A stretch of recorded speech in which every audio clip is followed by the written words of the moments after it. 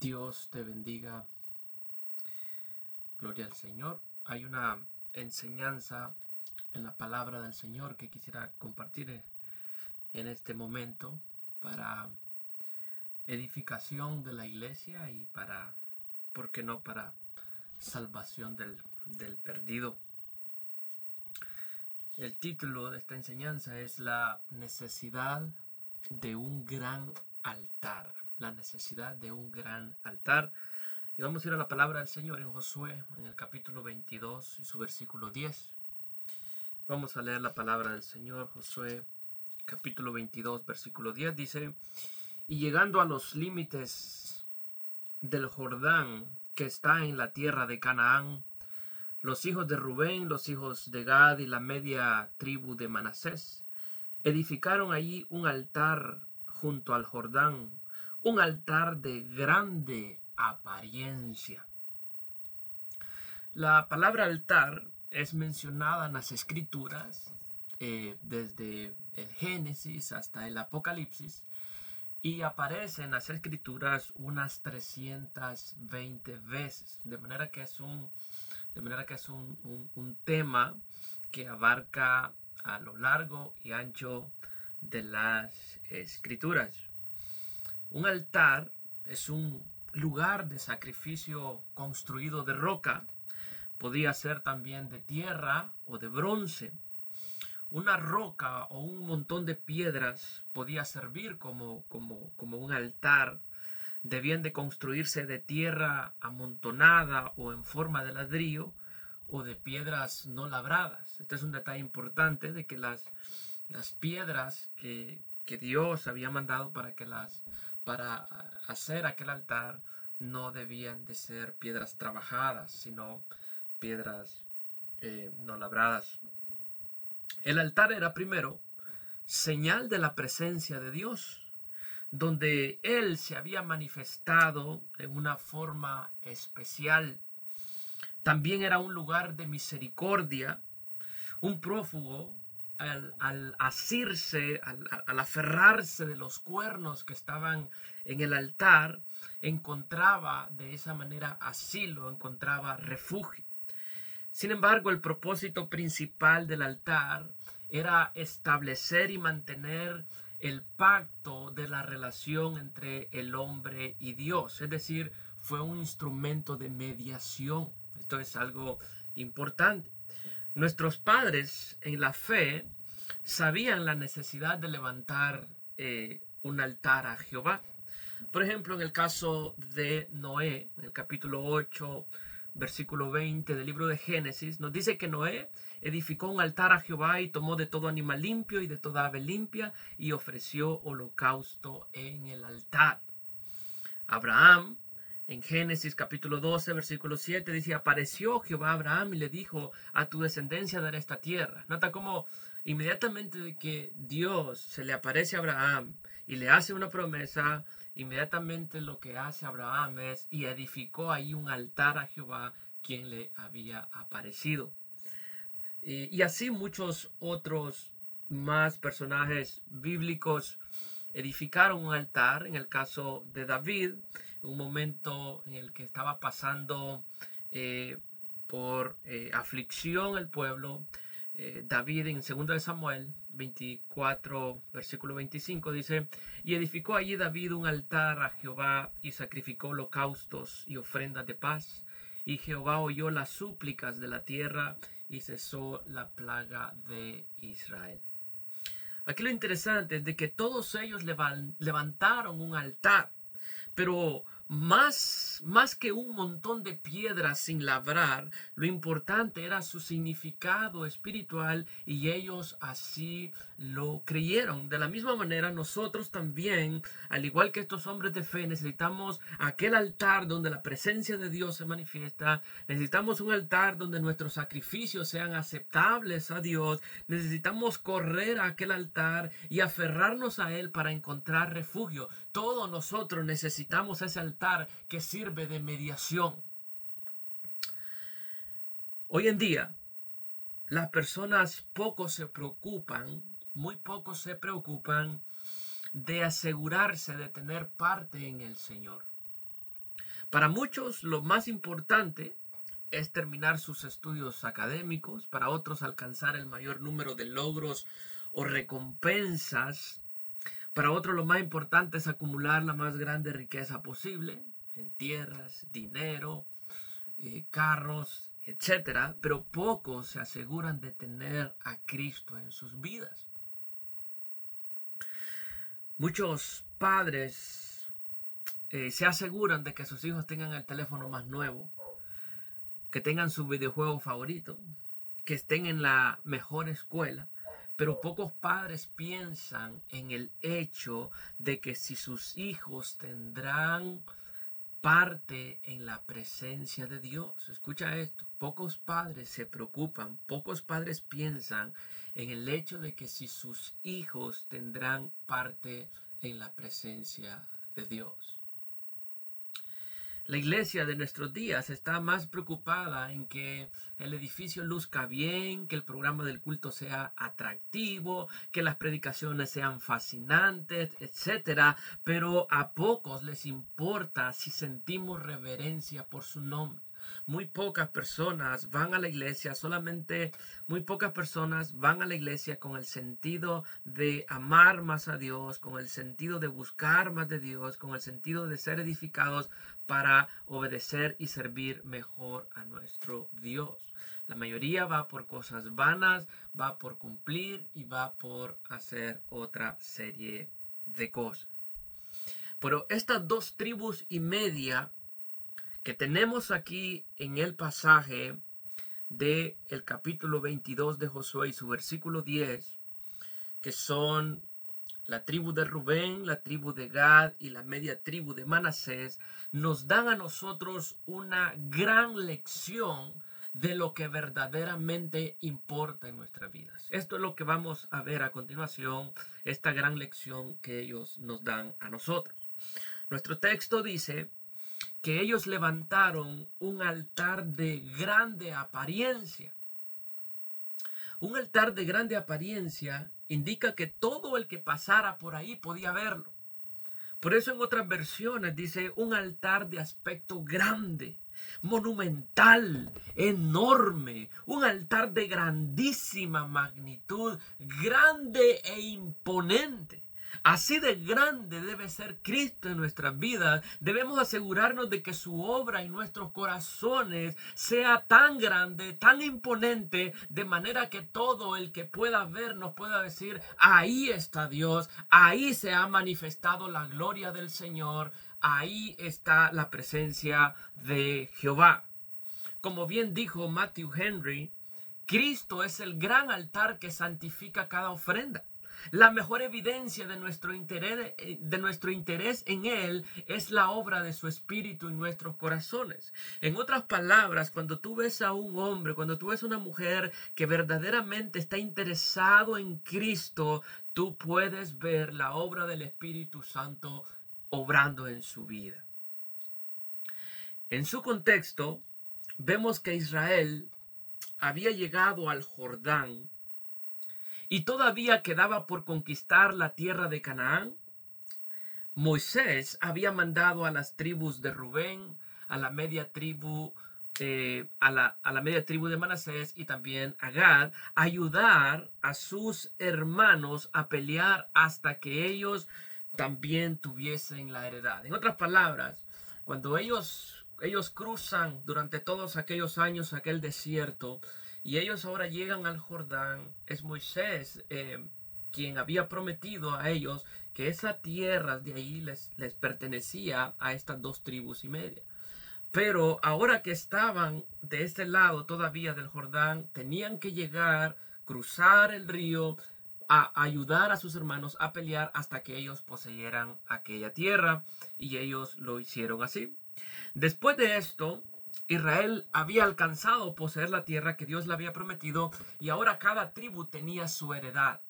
Las tierras de Canaán, de este lado del Jordán, ahí estaban todas las otras tribus, mientras que del otro lado del Jordán tenían heredad las 2,5 tribus de las que estamos hablando, Rubén, Gad y la media tribu de Manasés. Una vez alcanzado el objetivo, entonces era el tiempo de regresar a sus tierras asignadas, que estaban, como decíamos, del otro lado del Jordán. Josué alabó la fidelidad de ellos en el capítulo 22 y además los bendijo diciéndoles que llevaran todas las riquezas posibles y les encargó que con diligencia cuidaran de cumplir la ley del Señor. Cuando ellos van a llegar a heredar su tierra, se encuentran con los linderos del río Jordán y entonces ellos toman una decisión importante. Diga conmigo, una decisión importante. Era la más importante de sus vidas. Más importante que todas las riquezas que llevaban. Más importante que los logros obtenidos. Más importante que los reconocimientos y los halagos que Josué les había dado por su obediencia. Más importante que las tierras que iban a heredar. Más importante que una vida religiosa perfecta, porque ellos habían obedecido en todo al Señor. Ellos querían asegurarse de que Jehová es su Dios. Esa era la decisión que ellos estaban tomando. No es suficiente tenerlo todo. Esta es la enseñanza que ellos nos dejan aquí ver, de que no es suficiente tenerlo todo. Necesitamos un gran altar donde nuestros sacrificios sean aceptados. Un altar que nos garantice a nosotros y a nuestros hijos que tenemos parte en Dios, y ese altar es Cristo, y ese altar es Cristo Jesús. De esta misma manera pensaba el apóstol Pablo en Filipenses capítulo 3, versículo 7, dice: pero cuantas cosas para mí eran ganancias, las he estimado como pérdida por amor de Cristo. Para el apóstol Pablo, ver aquellos logros, aquellas grandes hazañas, su vida de obediencia, todos los logros que él tenía, él los había llegado a considerar como basura en comparación con lo que es tener a Cristo en sus vidas. Por eso decía que no es suficiente tenerlo todo, necesitamos un gran altar, y ese altar es Cristo Jesús. Entonces veamos lo que la palabra del Señor nos revela con respecto a la gran necesidad de levantar un altar. En primer lugar, levantan un altar, como leíamos en el versículo 10, grande. Cuando ellos levantan este altar, inmediatamente las otras tribus se dan cuenta de esta situación, así que deciden venir, confrontar a sus hermanos y preguntar por qué razón estaban levantando otro altar cuando Dios había mandado que no podían construir un altar para ofrecer sacrificios y holocaustos aparte del que Dios ya había elegido. Y las acusaciones de ellos son bastante fuertes. Vea conmigo Josué 22, versículo 16. Dice que toda la congregación de Jehová dijo así. Habían venido los principales de cada tribu y dijeron estas palabras. Toda la congregación de Jehová dice así: ¿qué transgresión es esta con que prevaricáis contra el Dios de Israel para apartaros hoy de seguir a Jehová, edificando altar para ser rebeldes contra Jehová? Las palabras con las que ellos llegan a confrontar a sus hermanos son fuertes. Usan las palabras transgresión, prevaricación, apartarse y rebeldes. Son palabras fuertes. Ellos sabían que Dios había mandado que no hicieran otro altar para ofrecer sacrificios y holocaustos, sino solo aquel que Jehová había escogido. Tú puedes ver eso en Deuteronomio capítulo 12. Sin embargo, lo que ellos hacen es bueno. Puede parecer a simple vista que está mal lo que ellos están haciendo, porque parece una acusación, pero ellos lo que están haciendo es bueno porque ellos quieren asegurarse que sus hermanos no se están rebelando contra el Señor. No solo los confrontan con estas fuertes palabras, sino que también los hacen pensar en las consecuencias del pecado, recordándoles dos casos en los cuales la ira de Jehová se encendió y muchos murieron. Primero les recuerdan el caso de Baal en el versículo 17 al 18. Y les dicen, ¿no ha sido bastante la maldad de Peor, de la que no estamos aún limpios hasta este día, por la cual vino la mortandad en la congregación de Jehová, para que vosotros os apartéis de seguir a Jehová? Vosotros os rebeláis hoy contra Jehová, y mañana se airará él contra toda la congregación de Israel. Bueno, este caso está registrado en el libro de Números, en el capítulo 25. Ahí sucedió que los hijos de Israel empezaron a fornicar con las hijas de Moab, y éstas los llevaron a comer y a ofrecer sacrificios a sus dioses. Bueno, este pecado les costó la muerte de 24,000 personas. Esto era algo que ellos tenían presente en sus mentes. De manera que podemos aprender nosotros ahí que cuando nosotros pecamos, que cuando nosotros nos rebelamos contra Dios, no solamente nos afecta nuestra vida, sino que las consecuencias alcanzan a los de nuestro alrededor, alcanzan a la congregación entera, alcanza a nuestros hijos, alcanza a nuestra sociedad. El segundo caso que ellos le presentan está en el versículo 20, es el caso de Acán. ¿No cometió Acán, hijo de Zera, prevaricación en el anatema, y vino ira sobre toda la congregación de Israel? Y aquel hombre no pereció solo en su iniquidad. Ciertamente Acán no pereció solo en su iniquidad. Este caso era más reciente a las mentes de ellos. Y Josué 7 nos dice que ciertamente Acán había robado el anatema, y esto costó una derrota con los de ahí. Al final, Acán no pereció solo, sino todos los de su casa. En otras palabras, si estuvieran rebelándose contra el Señor, una tragedia era inevitable para todos. Para todos. Así que ellos levantan un gran altar. En segundo lugar, después de que han sido confrontados por sus hermanos, ahora estas 2,5 tribus van a defender su causa. ¿Por qué por qué ellos han levantado este altar? Y a partir de los versículos desde el 21 al 29, ellos defienden su causa. Es que muchas veces cuando somos cuestionados, nos sentimos atacados, ofendidos, y hasta nos terminamos yendo de la iglesia, y esa es una evidencia de que nos falta humildad y madurez. En lugar de responder airadamente o hacerse las víctimas, estas 2,5 tribus responden con madurez. ¿Qué es lo que hacen? Bueno, lo hacen de 3 maneras. Primero, ponen a Dios quien sabe todo. Versículos del 21 al 23. Yo quiero que lo leamos. Ellos ponen a Dios quien sabe todas las cosas. Entonces los hijos de Rubén y los hijos de Gad y la media tribu de Manasés respondieron y dijeron a las cabezas de los millares de Israel: Jehová Dios de los dioses, Jehová Dios de los dioses, Él sabe y hace saber a Israel si fue por rebelión o por prevaricación contra Jehová. No nos salve hoy. Si nos hemos edificado altar para volvernos de en pos de Jehová, o para sacrificar holocausto u ofrenda, o para hacer sobre él ofrenda de paz, él mismo nos lo demande. Amén. Ellos responden de una manera sabia. Ellos acuden al pleno conocimiento de Jehová, quien escudriña los corazones. Nosotros tal vez podemos ver las cosas por fuera.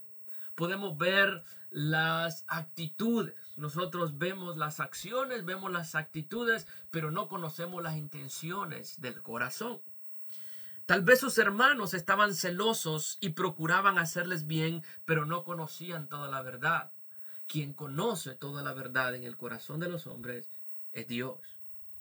Ellos además están tan seguros y confiados en su Dios que se disponen a un castigo si la intención de sus corazones fuera mala, diciendo: no nos salve hoy. Y también dicen: y Jehová nos lo demanda. Ellos están dispuestos y expuestos ante el pleno conocimiento de Dios de que si sus intenciones del corazón son malas, son con el propósito de rebelarse contra Dios, están dispuestos a ser castigados.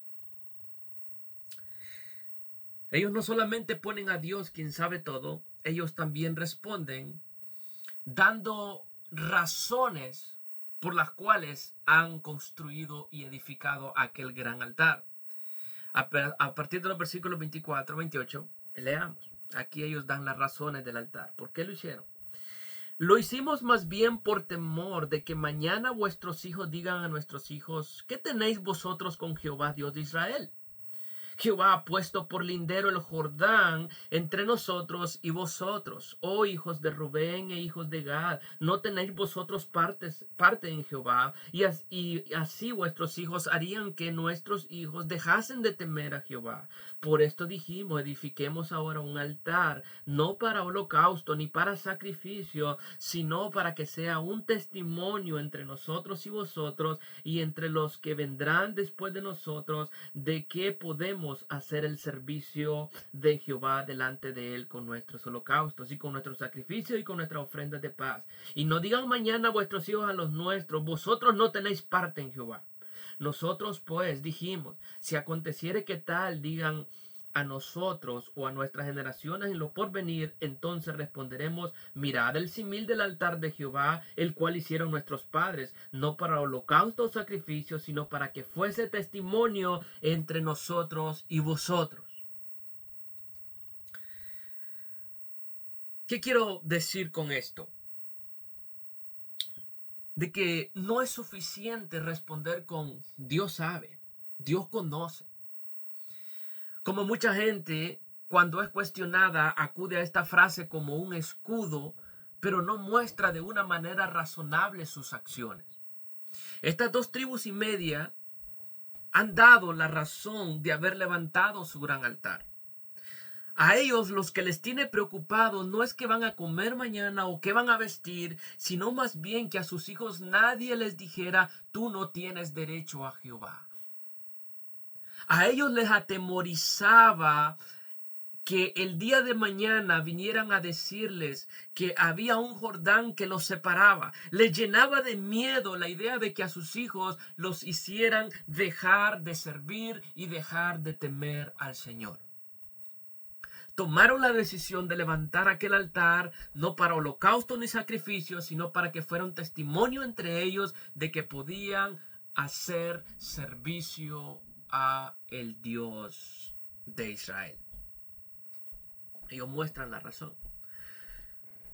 Y en tercer lugar, ellos no solamente han puesto a Dios quien sabe todo, no solamente han dado las razones, también afirman su lealtad a Dios. Ellos afirman su compromiso de ser fieles a Dios. Versículo 29 dice: nunca tal acontezca. Recuerda que ellos habían sido confrontados con estas palabras. ¿Por qué se rebelan contra el Señor?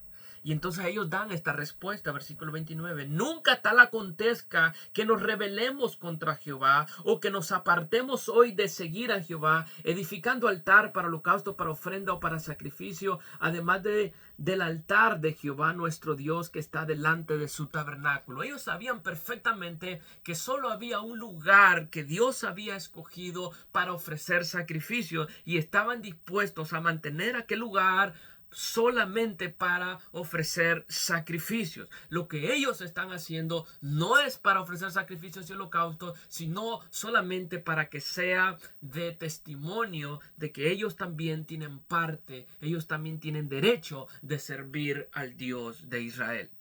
Así que después de expresar las razones de aquel altar, una afirmación de compromiso con ser fieles al Señor era necesaria. Todos nosotros necesitamos estar seguros, necesitamos afirmar nuestra lealtad con el Señor. Debemos de asegurarnos de que queremos serle fieles, debemos de asegurarnos de que tenemos un compromiso de lealtad y de servicio a nuestro Dios.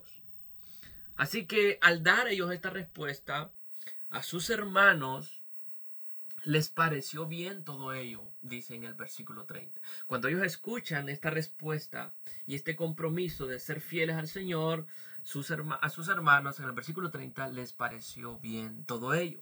Y en el versículo 33 dice, y el asunto pareció bien a los hijos de Israel, y bendijeron a Dios los hijos de Israel, y no hablaron más de subir contra ellos en guerra, para destruir la tierra que habitaban los hijos de Rubén y los hijos de Gad. Así que aquí hemos visto nosotros como la tribu de Rubén, de Gad y la media tribu de Manasés levantan un altar. En segundo lugar, defienden su causa. Y ellos lo defendieron poniendo a Dios quien sabe todo, dando las razones y también afirmando su compromiso de lealtad. Pero en tercer lugar, tercer y último lugar, ellos le ponen nombre al altar. Versículo 34. Y los hijos de Rubén y los hijos de Gad pusieron por nombre al altar Ed, porque testimonio es entre nosotros que Jehová es Dios. Amén. Las dos tribus y media le pusieron nombre a aquel altar y le pusieron Ed, que significa testimonio. Esto cumple con su propósito. Servía de testimonio de que Jehová también es nuestro Dios.